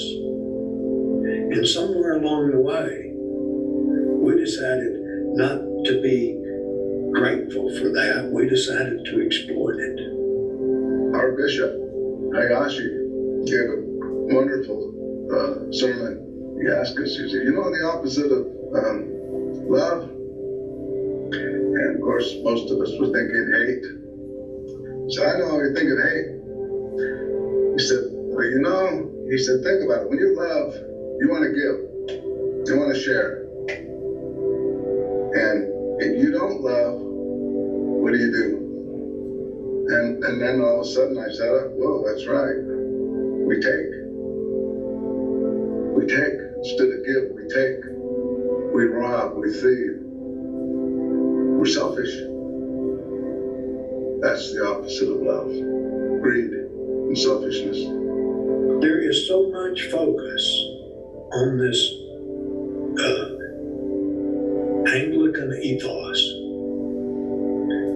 So much focus on that, and yet there is such room for learning and growth and development if we could learn to accept that there are other ways of seeing the same story that even make it more powerful. It wasn't hard for our Native people to become Episcopalians because they were already strong spiritually. For instance, we in our Native tradition, we burn food. We burn, like when someone dies and stuff like that. And then I start reading the Bible, and then I learn about the overpass, when the angels came and put a blood by the door. And I thought, oh, wow. You know what, when someone dies or whatever, we put fish tail over the door. It keeps the family healthy. That was our way of believing the overpass. People don't do that too much anymore because, they learn way back then that our ways were not good, they tell us. Our worldview has always been looked down upon because we're considered weak. Columbus's interpretation of those Taino's kindness and love was, they're weak. We can take advantage of them. They have gold, they have mineral, they have food. We can take advantage of all those things. Yet that people have been confused ever since then. We don't know how we fit in the world. It's always like we've been non-fitters ever since. We still don't fit in. We don't make good businessmen, managers, or corporate leaders, because that's not our culture. That's not who we are.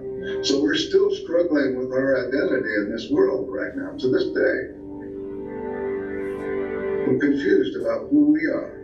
I say if we look deeply into our soul and find out who we are, we can make a great contribution to this world.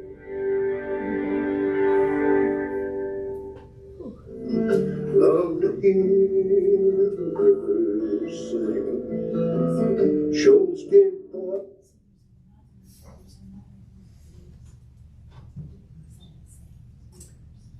Let's just sit with that for a bit. There's a lot there.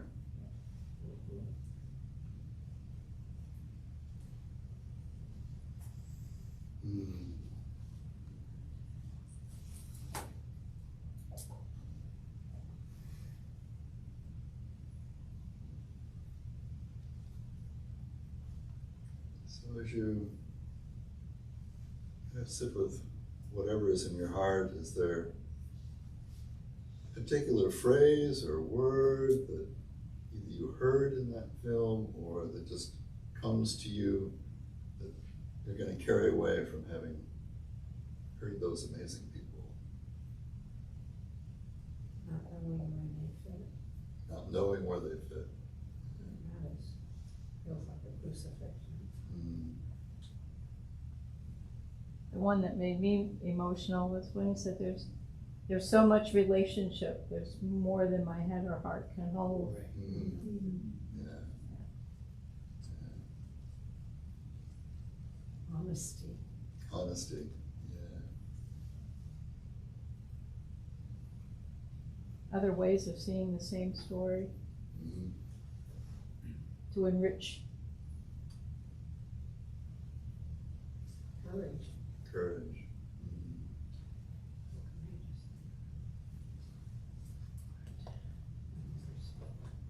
I was struck by the comment that the very values that they tried to extinguish in children were the ones we need. Yeah. That's one of my favorites too.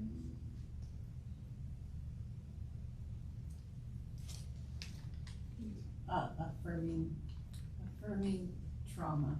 Affirming trauma. Mm-hmm. Say a little more.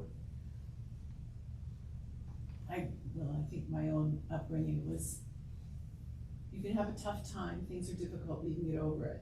But what they're saying, they couldn't. They couldn't, that those were so deep and so harmful. And I think I have to put my upbringing that you can get over it aside and go, say that, I want to understand how much it hurts. Yeah, thank you. It's a good one.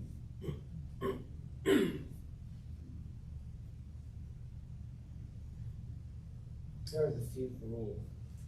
There was a few things that really stuck out, Yeah, like when he said about, the earth and out in nature, and, we talked about that, you and I, when I was going through my hard time coming, what led me here, was walking at the lake, Lodi Lake, and I feel more connected to God, my spirituality out there. And it's a beautiful thing to feel that when you're out in nature, and earlier or yesterday when we were talking in our prayer study when Tiffany said, oh, the beach is so beautiful, everybody's connected in some way. I mean, I don't know about everybody, but a lot of my friends always either love the beach or love to go camping. And it's not just to go drink and party and have fun. I mean, there's a reason why that people go out there, and I think sometimes we ignore that, or we have all this fluff around it. Right. Let's go party, let's go camping and this and that. But, just to sit there and just take it all in, and it makes you feel better. That's why I go out there, and And that's what pushed me to come here, to come to church, because, I was ready.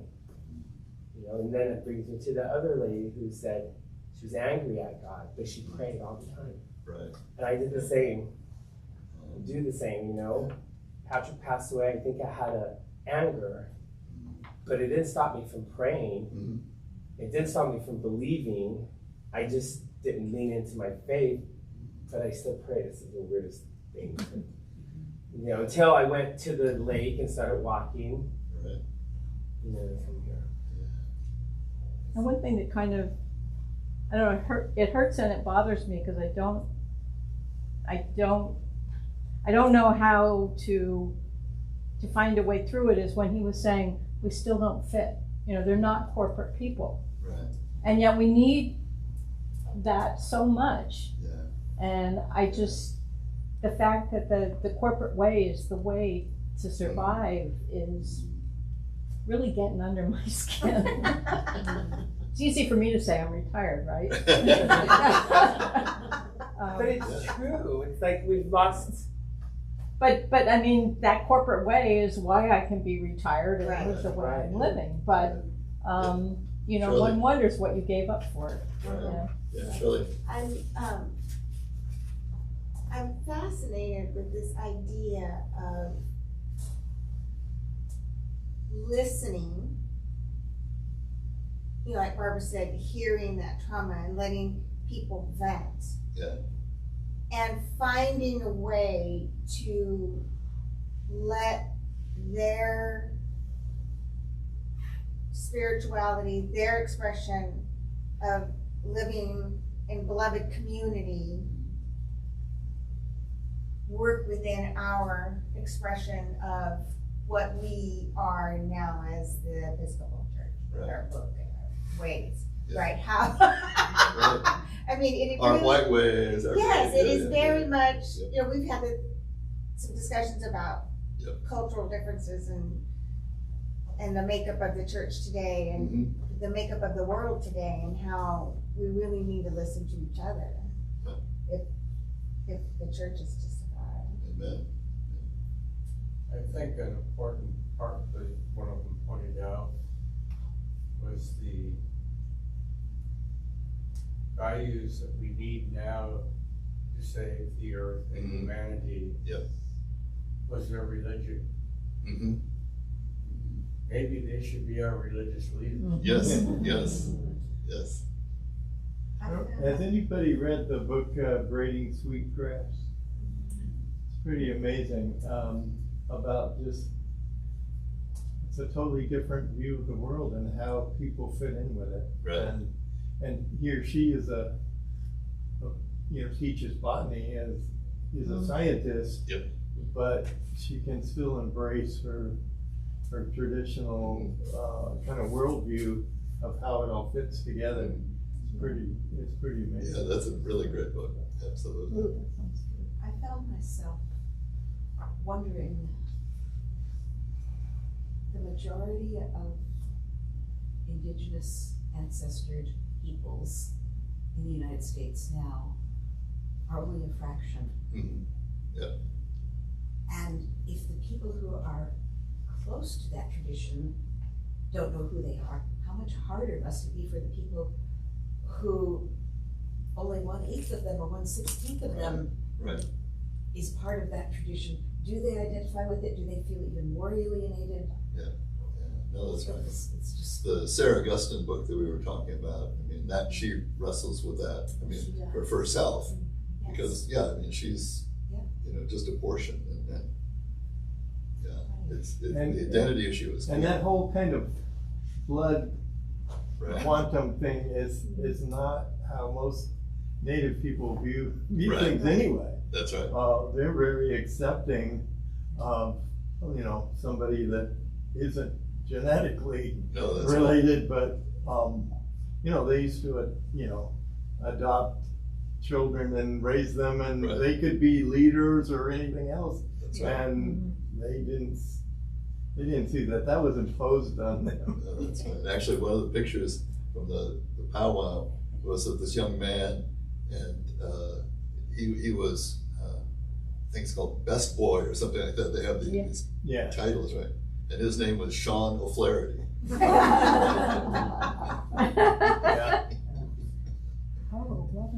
That's interesting though, because speaking about Sarah, the author, is that, you know, her wanting to re-identify, to hold on to what her upbringing was, and the tragedies and the heart, the pain, but yet now her point is that I live with my people. Right. Exactly. I choose to be here. That's right. Yeah. And I think that was just such a strong piece of the beginning of Absolutely. that book. Yeah. And also the work that she does, and the work and the struggles that she's encountered in the World Council of Churches. Right. And exactly. I mean, it is a fascinating book, to read that. Absolutely. And to me, it actually exemplifies everything so much of what you talked about at the very beginning. I mean, and to be able to say that it's happening today. Yep, absolutely. It's not just No, Columbus. it's not an interesting historical footnote. It's real today. And what kind of makes me angry a little bit, like, I don't know, angry, but, you know, is the fact that how he was saying about this earth, that, you know, the Creator made this earth before he made us to help us, and look what we're doing to it. Right. And I can't tell that to anybody. Do you know what I mean? Yes, I know what you mean. I Look at all these houses that are encroaching on very good farmland. But you know, it's even beyond that. You know, it's like you can just drive yourself crazy thinking about it. You know, you think, you know, because I have friends, you know, who just want to argue about things. You can't just say the slightest thing. I'm sure we don't know anybody like that. You know what I mean? You can't say like the slightest little thing and they'll be like, oh, you're woke, or you're this or that or the other, and it's just like, especially if they're family. Dude, you know, my brother. I'm related to that. But you know what I mean? It's like they don't seem to understand that, and then like the ones that are Christian or they're very evangelical kind of Christian, you know, I don't understand. They actually believe money is like God sent them money. Do you know what I mean? Like, and you mentioned it in one of your sermons. That it's a transactional. Oh, Gold Star, if you sign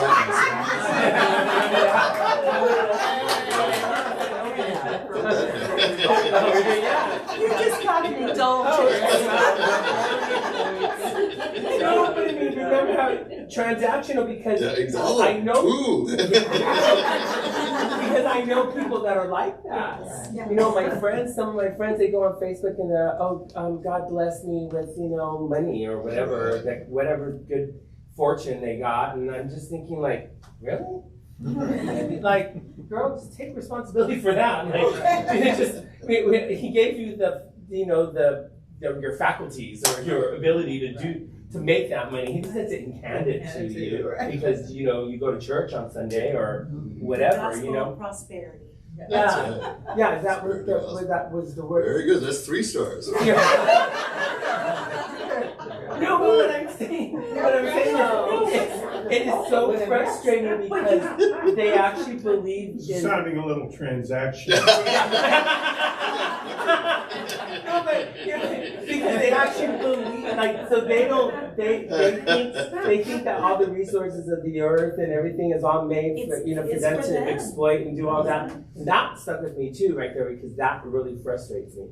You know, I have this girl, and I'm just telling you this is because she made me mad. No, I have to tell somebody. This girl, she's a vegan, right? And one of my friends, and she gets all crazy every time. But she's very conservative type of gal, right? And I'm not trying to put into the I'm just trying to give you an idea of like what she's like.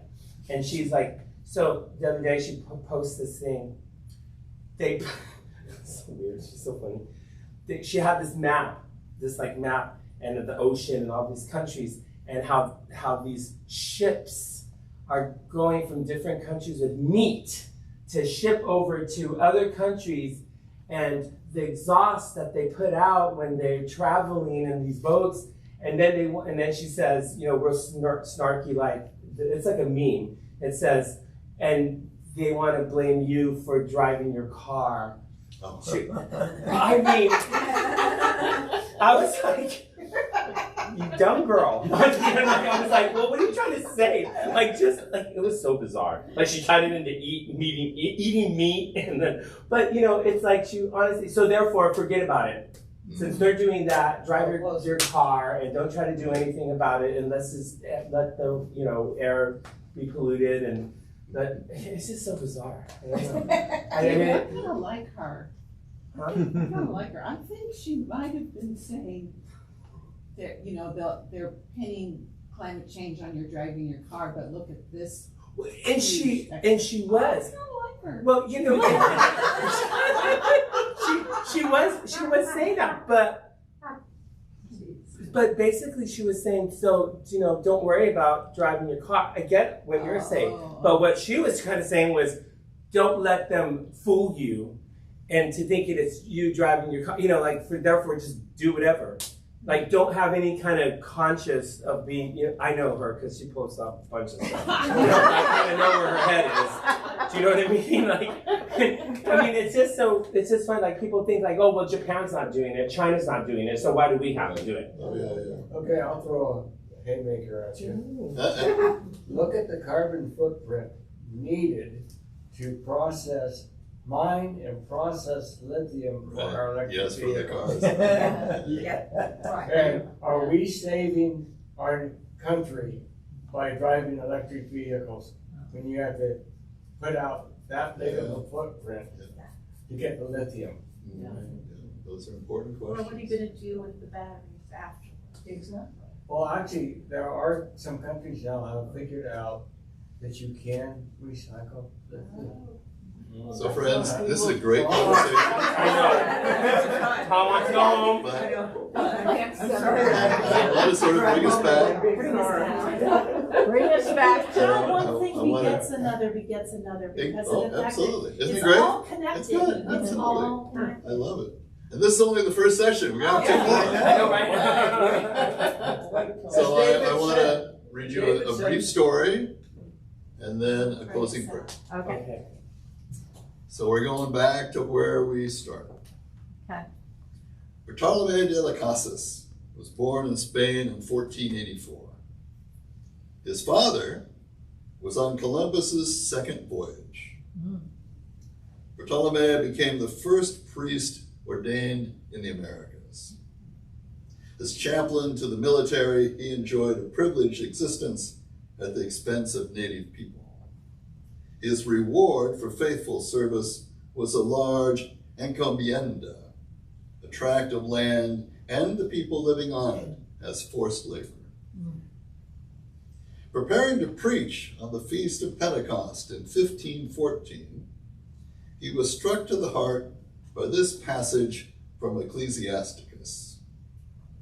Quote, "If one sacrifices ill-gotten goods, the offering is blemished. The gifts of the lawless are not acceptable. The Most High is not pleased with the offerings of the ungodly, nor for a multitude of sacrifices does he forgive sin. Like one who kills a son before his father's eyes is the person who offers a sacrifice from the property of the poor. The bread of the needy is the life of the poor. Whoever deprives them of it is a murderer. To take away a neighbor's living is to commit murder. To deprive an employee of wages is to shed blood." On the Feast of the Assumption that same year, Las Casas preached on this passage, condemning the encomienda system and the destruction of native peoples. For the next 52 years, he would be an outspoken advocate for the rights of native peoples. So, it wasn't just Columbus. Closing prayer. Let us pray. O great Spirit, God of all people and every tribe, through whom all people are related, call us to the kinship of all your people. Grant us vision to see the brokenness of the past. Help us to listen to you and to one another in order to heal the wounds of the present. And give us courage, patience, and wisdom to work together for healing and hope with all your people now and in the future. Mend the hoop of our hearts and let us live in justice and peace through Jesus Christ, the one who comes to all people, that we might live together in dignity. Amen. Amen. Thank you all for coming. Oh, thank you. Come again next week. Yes. Good to hear Dave. Dave, you have anything you want to say about next week? Or? No, it's the 2 volumes. I'm gonna start by giving you an idea of I'll say the life ways of indigenous people in this area before Europeans arrived. And then the second half, we'll talk about what happened afterwards. Yeah. And all the themes that Tom introduced today, you'll see pop up there. Some I won't go into as much because they affected more Northern California, for example, but you'll see them in there. So. Ooh, I can't wait. I was gonna say. Thanks, friends. County, but do the people stand for the Delta area? Yeah. You can't really separate it. Yeah. I'm So more glad and you more. came. I've done a lot of research in the last 5 years on the Delta, and I just started a book that I realized you have to connect basically the Bay Area. The one that was more of the There's so many historical that you. Oh, the one that I mentioned in the slide? Yeah. No, I don't have a copy of that, but I'll send you the information about it. Those are $10 each. Yeah, I'm more into the. Yeah. Into the academic. Of course. Oh, sure. No. Well, that would be a great one. Yeah. So I'll send you that reference. Perfect, thank you so much. Oh, you're welcome. Good to see you. All right. Thanks for coming. Thank you. Oh, you're welcome. Good. Glad to see you. Good stuff. That one, yes. I don't have $10 right now, but can I buy that on Sunday? Yes, you will it be can. here? Okay. Yes, you can. Just making sure. Okay, good. Hey. In the last 10 years or so. Thanks for all your sharing. Genocide. Good night, one hug. Yes, absolutely. Drive safely. Yes, thank you, you too. One called the Murder State. I know, one soon, called yes. American Genocide. Oh, yeah. And one in California. But one that just came out, I mean, just this year. Bye, Charlie. It's called California, a Slave State. Oh, okay. And it's not just about Native Americans, but it's talking about how even though California was admitted not as a slave state, we found all these ways to get around it. Right, And that's right. enslave Yeah, people. yeah. And she talks about all the way up to the marijuana, the illicit marijuana industry, and how they like Shanghai people work on marijuana plantations. And of course, I've heard of some of the Chinese, women slave trade and stuff.